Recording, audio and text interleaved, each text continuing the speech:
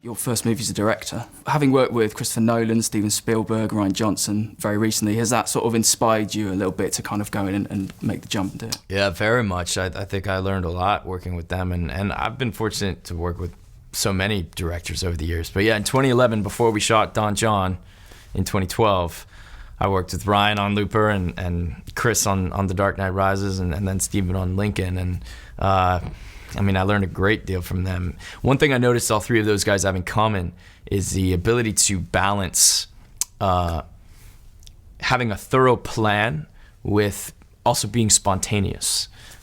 Because the question you get every day, all day as a director is, okay, so should we stick to the plan or should we try this new thing?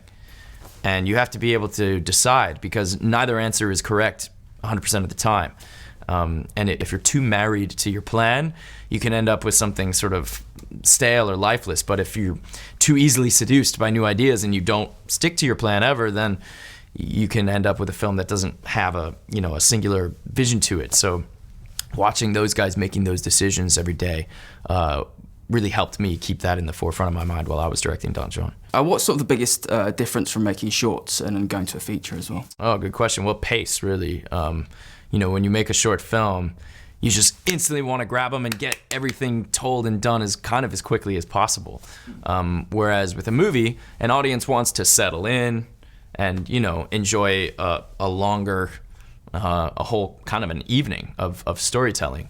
And so you have room to breathe sometimes. And that was something I had to remind myself to do with Don Jon, is put in those moments where the audience can kind of just breathe and contemplate what just happened or what might be about to happen, whereas those moments don't show up so much in shorter films. In the film, when sort of Don Jon goes to his laptop, there's the startup noise. Is that the actual Apple noise, or is that something you made up for the film? Yeah, that's the Apple noise. Oh yeah. Did you have to get permission? Because isn't that like a trademark or something? I don't think you can quite trademark just a single chord like that. Okay. So we might have gotten permission. We got permission for a whole bunch of things. It's a nightmare getting permission for everyone's intellectual property. Yeah. But we might have gotten permission for that. Good Vibrations as well, I guess. Not heard Certainly that got song permission for that in a while. Yeah. Has Mark Wahlberg seen the film? Do you know if he... I don't know if he has. No, I hope he does. Are you a fan of sort of boogie nights then? Because Julianne Moore in this film, and obviously... That's true. P.T. Anderson's one of my favorites.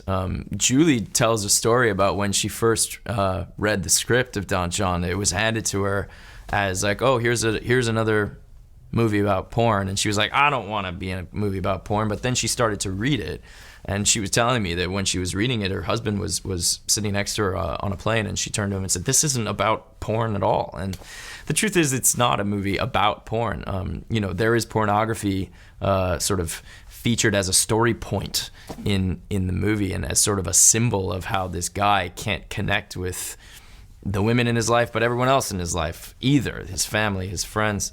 But and then also, Scarlett's character, she has grown up on these Hollywood romantic movies, and sort of her expectations have been a bit warped due to those.